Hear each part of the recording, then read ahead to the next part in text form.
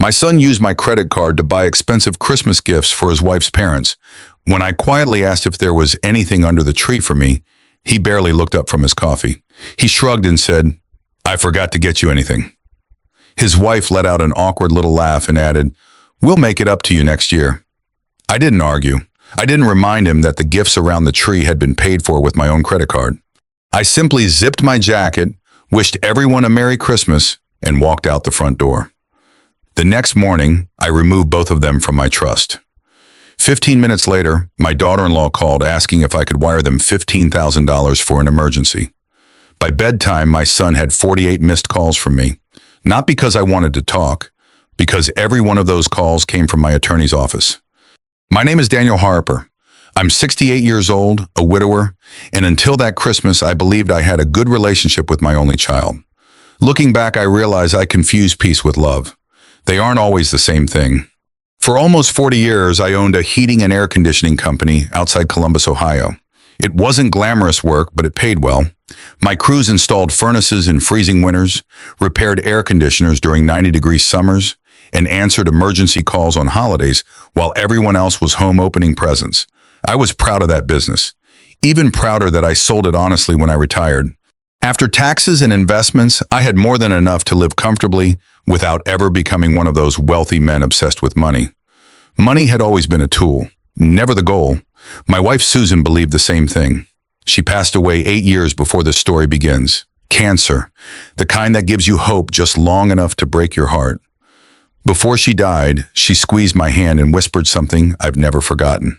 "Take care of Michael, but don't let loving him become protecting him from life." At the time, I promised her I would. I meant every word.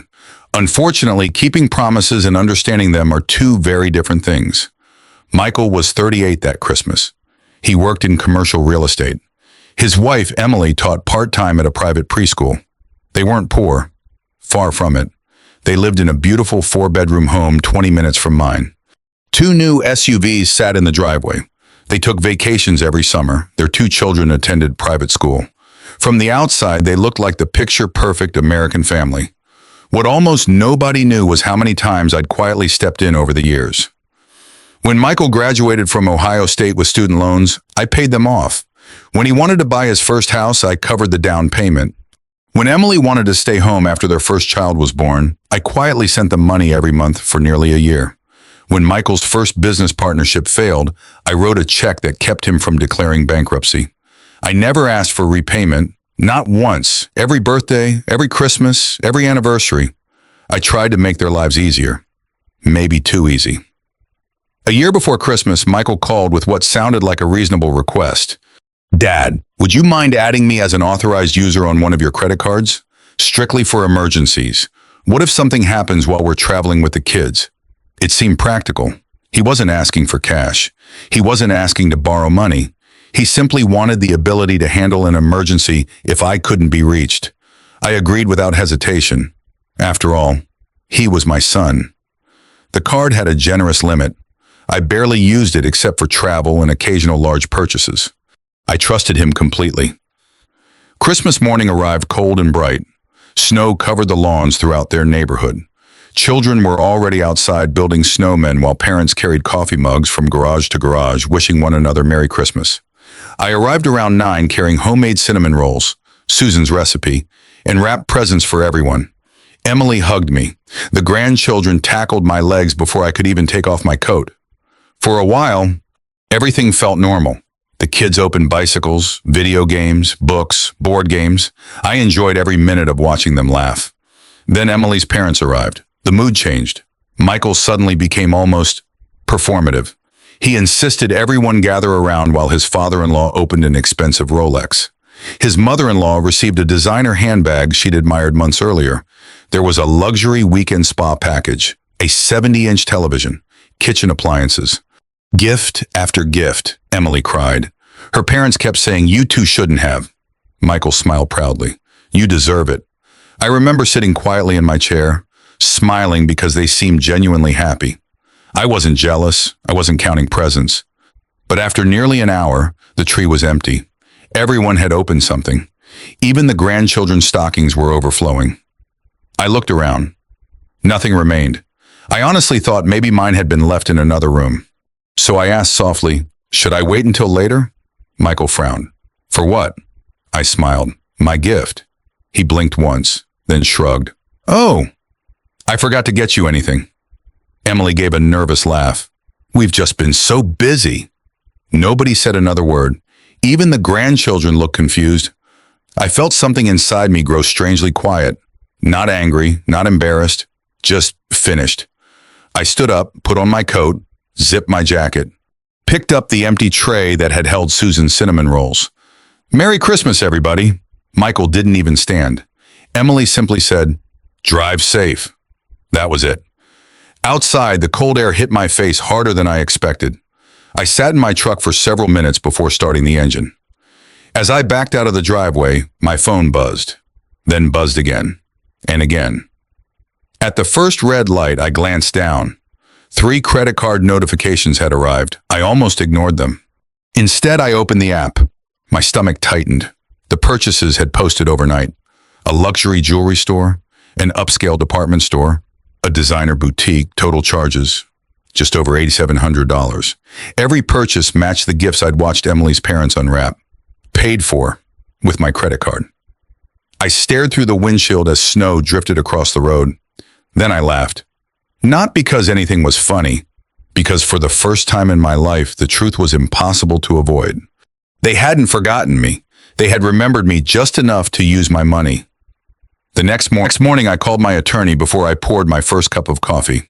"Richard," I said quietly, "I'd like to make some changes to my trust." There was a long pause. Then he replied, "I'll have my office ready for you in an hour." I looked once at the family photo sitting beside Susan's old wedding ring. I should have done this years ago. He didn't ask what had happened. He simply said, "I'll see you soon." And somehow, I already knew Christmas had ended far more than a holiday. It had ended an illusion. Richard Collins had been my attorney for 23 years. He wasn't just the man who handled my estate planning. He had become a trusted friend, the kind who knew when to ask questions and when silence was the better gift. When I walked into his office the morning after Christmas, he took one look at my face and pushed a fresh cup of coffee across the conference table. "You look like you didn't sleep." "I didn't," he nodded. "I figured." He didn't rush me. Didn't ask why I'd called before 8 o'clock on the day after Christmas. Instead, he opened my trust documents and waited. Finally, he said quietly, "Tell me what happened." I slid my phone across the table. He read the credit card statements first. Then he looked at the photographs I'd saved from Emily's Facebook page. There they were, her parents smiling beside the Rolex, holding expensive shopping bags, posing in front of the television. The captions read, "Best Christmas ever, feeling so blessed. Our daughter and son-in-law spoiled us." Richard looked up. "They used your card?" "They were authorized users. And they bought you nothing." He removed his reading glasses and rubbed the bridge of his nose. "I've represented families for over 30 years, Daniel." He sighed.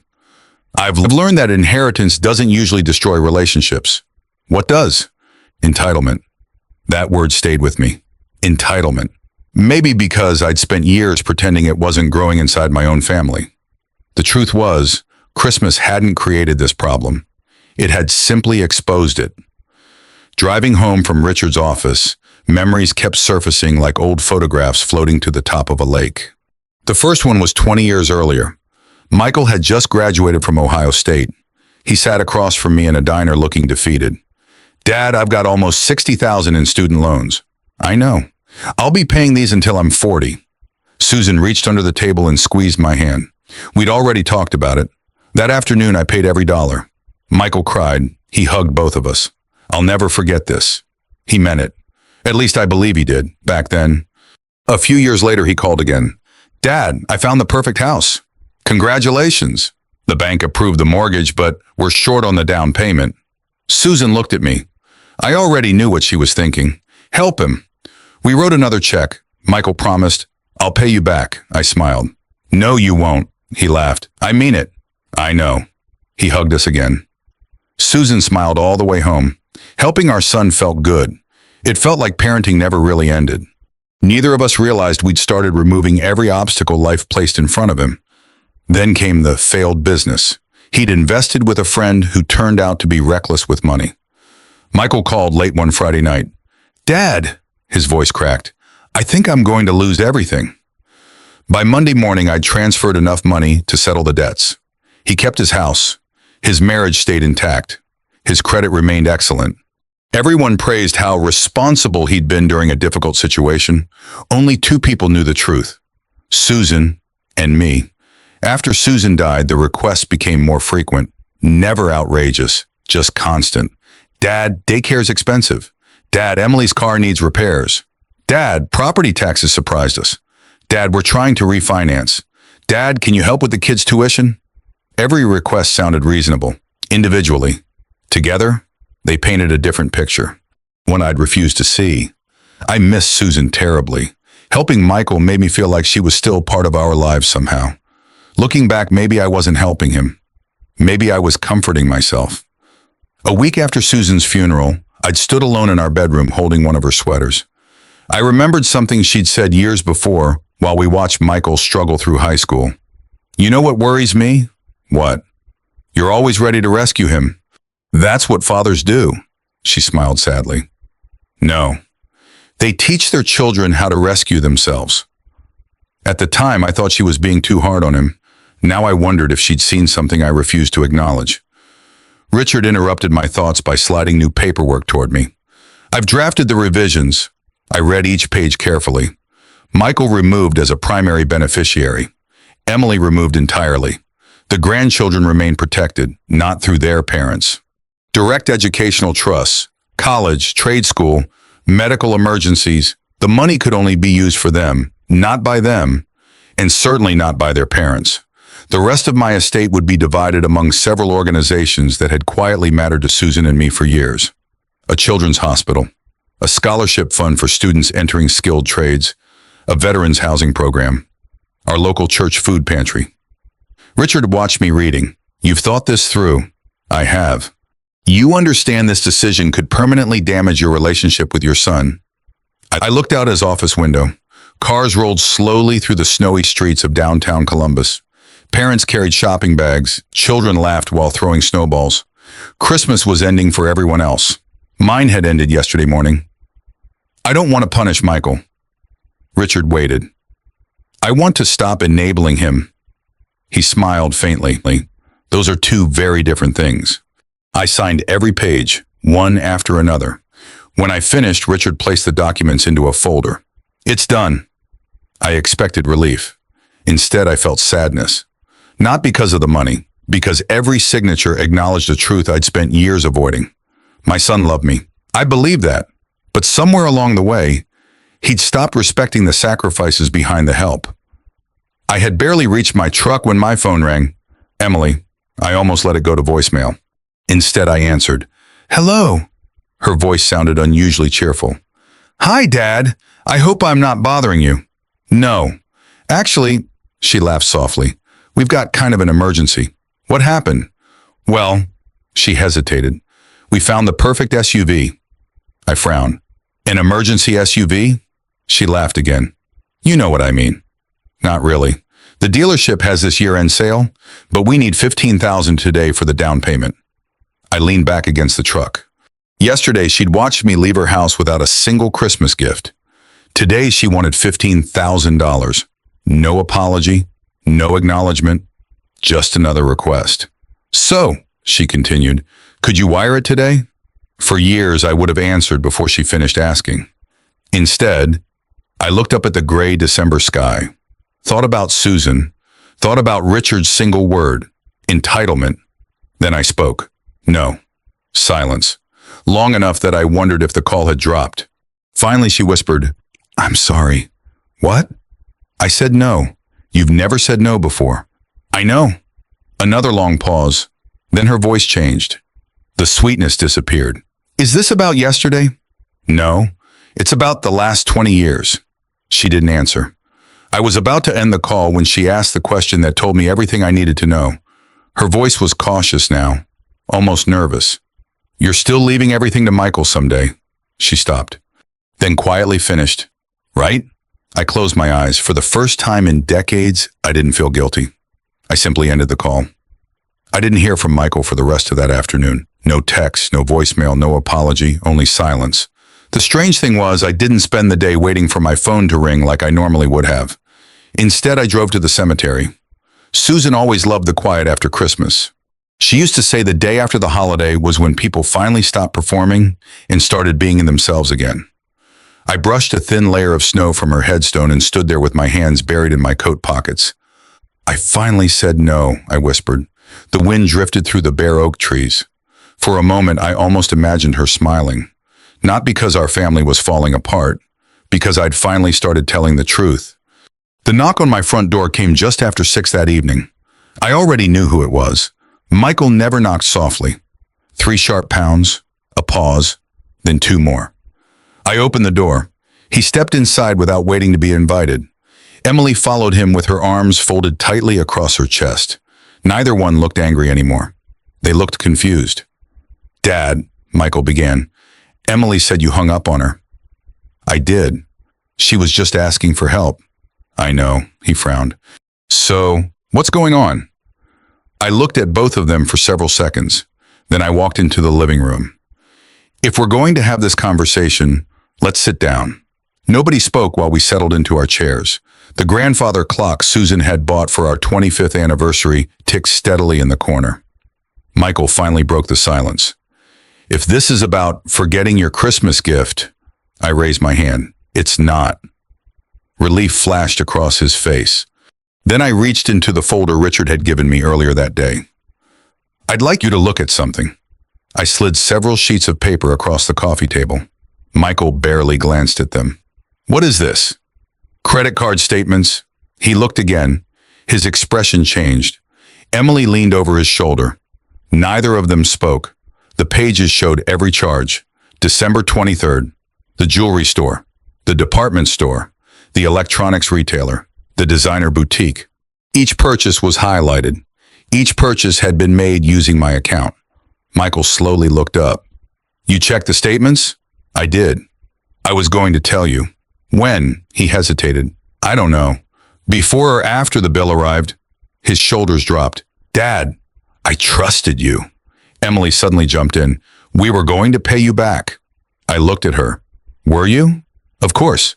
"When?" She opened her mouth. Nothing came out. Michael rubbed both hands across his face. "It wasn't supposed to happen like this." "What wasn't?" "The card got declined on my business account. So you used mine." "Just temporarily. For nearly $9,000. We were going to replace it." I nodded slowly. "And while you were replacing it," I leaned forward, "you forgot to buy your own father a Christmas present." Nobody answered. The silence was louder than any argument. Finally, Michael sighed. "I don't understand why you're making such a big deal out of this." That sentence surprised me more than the credit card charges. Not because it was cruel, because he genuinely believed it. I asked quietly, "You really don't understand?" "It was just one Christmas." "No," I shook my head. "It wasn't." He frowned. "Then what was it?" "It was 40 years. Both of them stared at me. I stood up and walked toward the bookshelf. Framed photographs filled the shelves. Susan holding newborn Michael, Michael's Little League team, his college graduation, our family vacation in the Smoky Mountains, his wedding, his children's birthdays. Every picture represented another season of our lives. I picked up one photograph from his graduation. "You remember this day?" He smiled faintly. "Of course." "You remember who paid your student loans?"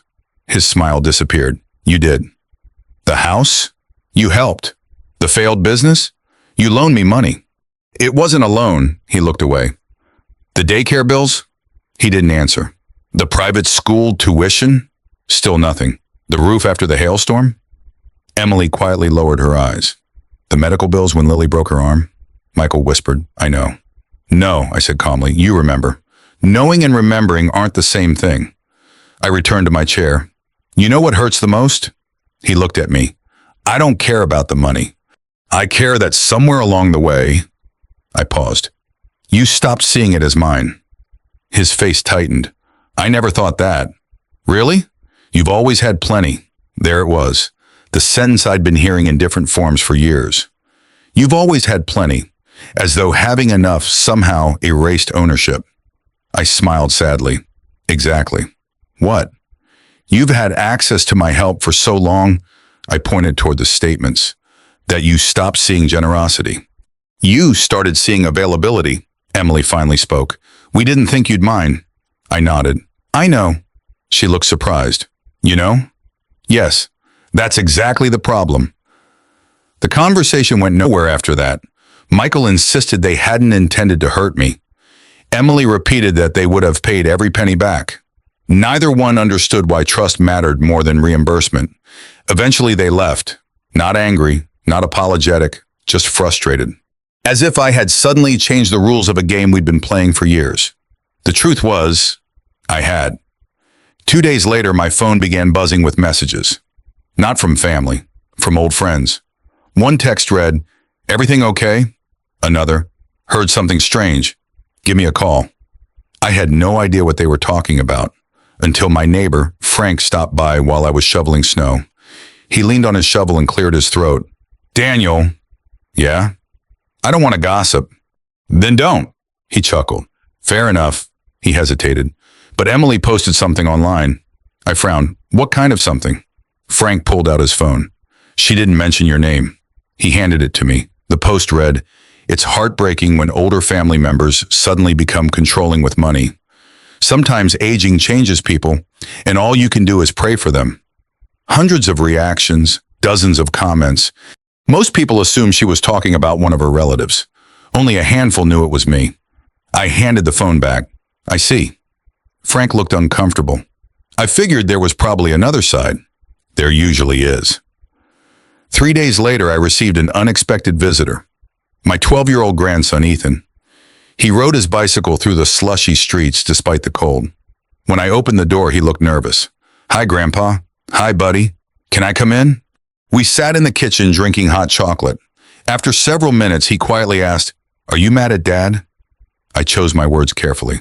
"I'm disappointed," he nodded. "I didn't know." "Didn't know what?" "That you didn't get anything for Christmas." He looked down into his mug. "Dad told us you said you didn't want presents anymore." I felt something twist in my chest. "I never said that." His eyes widened. "I knew it." "You did?" He nodded. "It didn't sound like you." Then he reached into his backpack. "I made this." He handed me a folded piece of paper. Inside was a pencil drawing. The two of us fishing at Alum Creek 3 summers earlier. At the bottom he'd written, "Best grandpa ever." I couldn't speak for several seconds. Finally I managed, "Thank you." He smiled. "I wanted you to have a Christmas present." I hugged him tighter than I probably should have. As he stood to leave, he stopped at the front door. "Grandpa?" "Yeah?" He looked around to make sure nobody else was listening. Then he whispered, "Dad's been telling everyone you're getting forgetful." I felt the room go completely still. And for the first time since Christmas morning, I realized this story wasn't just about money anymore. I didn't sleep much after Ethan left. Not because of the trust, not because of the money, because of one sentence. "Dad's been telling everyone you're getting forgetful." I kept hearing it over and over. Forgetful. It was a clever accusation. If people believed I was losing my memory, then anything I said about the credit card, the Christmas gifts, or the trust could be dismissed as confusion instead of fact. I'd seen it happen before. A friend of mine had started showing early signs of dementia several years earlier. At first, his own children genuinely worried about him. But after his diagnosis, people stopped questioning anything they said on his behalf. They handled his finances, they made decisions for him. Most of them acted honorably. But I'd also heard stories where that trust had been abused. I never imagined my own son would plant that kind of doubt about me. The following Monday, I met Richard for lunch. He listened without interrupting while I told him everything Ethan had said. When I finished, he folded his hands together. "Have you had a recent physical?" "I had one 3 months ago." "Cognitive screening?" "I asked for it," he smiled. "I thought you might." "My doctor said my memory was above average for my age." Richard nodded approvingly. "Good. Why?" "Because if this gets uglier," he stopped, "having documentation matters." "I don't want to fight." "I know. But sometimes protecting yourself isn't the same as starting one." Later that afternoon, I stopped by my family doctor's office. Dr. Karen Mitchell had treated Susan and me for nearly 20 years. She greeted me with a warm smile. "What brings you in, Daniel? You were just here." "I need copies of my last physical." She raised an eyebrow. Everything okay? My son has been telling people I'm becoming forgetful. Her expression changed immediately. I'm sorry. So am I. She disappeared into her office for a few minutes before returning with my records. Every cognitive assessment, every lab result, every physician's note. Healthy, independent, no signs of cognitive decline. She placed the folder in front of me. You know, she said gently, sometimes aging parents end up defending themselves when they shouldn't have to. I smiled sadly. I never thought I'd become one of them. 2 days later, the consequences of Christmas started reaching people outside our family. Ironically, not because I told anyone, because Michael's father-in-law did. His name was Robert, a retired electrician, good man, hardworking, the kind of person who'd rather fix something than argue about it. Around noon, my phone rang. I almost didn't answer because I didn't recognize the number. Daniel? Speaking. This is Robert, Emily's father. His voice sounded unusually heavy. I'd like to stop by if that's okay. Of course. He arrived an hour later carrying a black gift bag. Neither of us mentioned Christmas at first. We sat in the living room drinking coffee. Finally, he slid the bag across the table. I think this belongs to you. Inside, the Rolex, still in its original box. I looked up. I don't understand. I asked Michael where he bought it. Robert sighed. He admitted he used your credit card. He rubbed the back of his neck. I thought he'd bought these gifts himself. You didn't know. No, he shook his head firmly. And if I had, he pushed the watch closer. I'd never have accepted it. I looked at the box for several seconds. You don't have to return this. Yes, I do. He smiled sadly. My father taught me something when I was a kid. What was that? If receiving a gift costs someone their dignity, he stood. It's not really a gift. For the first time in weeks, someone else's words made me feel understood. Robert wasn't the only one asking questions. Emily's mother called her that evening. Apparently, she'd learned the truth from her husband. The conversation did not go well. I only knew because Emily accidentally called me instead of Michael the next morning. The call lasted barely 5 seconds, long enough for me to hear shouting in the background. Then it disconnected. I didn't call back. Some conversations belong to the people having them. By the end of the week, several relatives had quietly reached out, not to take sides, to understand. My younger sister, Linda, invited me over for dinner. Halfway through the meal, she asked, "Can I ask you something?" "Sure." "Did you really cut Michael out of your trust?" "I did," she nodded slowly. "I figured. You don't seem surprised." "I'm not." That caught me off guard. She reached across the table. "Daniel, you've been rescuing him since he was 16. I thought I was helping." "You were," she smiled kindly, "until helping became expected." Her words sounded almost identical to Richard's, almost identical to Susan's. How had everyone seen it except me? Meanwhile, Michael's financial life began unraveling. Not because I wanted revenge, because he'd built his future assuming my safety net would always be there. Several months earlier, he'd begun negotiating the purchase of a small commercial office building with 2 business partners. The deal depended on his personal financial statement. One afternoon, he showed up at my house carrying a folder. He looked exhausted. "Dad, what is it?" "The bank wants updated estate documentation." I said nothing. "They've always counted your trust as part of my long-term financial position." I finally understood. The inheritance hadn't simply been a future hope. It had become part of his financial planning. He'd borrowed confidence against money that wasn't his. "I can't help you." His shoulders slumped. "If this deal falls apart, it wasn't your building yet. But it could have been." I looked him straight in the eye. "It also could have been my retirement." He didn't answer, because he knew I was right. Over the next several weeks, my life became unexpectedly peaceful. The phone stopped ringing every few days with another request. Nobody asked me to cover tuition. Nobody needed emergency repairs. Nobody wanted help with vacations. For the first time since Susan died, my calendar belonged to me. I started volunteering twice a week at a Veterans Resource Center downtown. Most of the men there didn't care what I'd done for a living. They wanted someone who would listen. I also began mentoring young people entering the skilled trades through a local apprenticeship program. Watching 20-year-olds work hard for their first paychecks reminded me of myself decades earlier. They were hungry, determined, grateful. Those qualities had become strangely refreshing. The brightest part of my week, however, arrived every Saturday morning. Ethan, sometimes his little sister, Lily, came too. Their parents believed they were simply visiting Grandpa,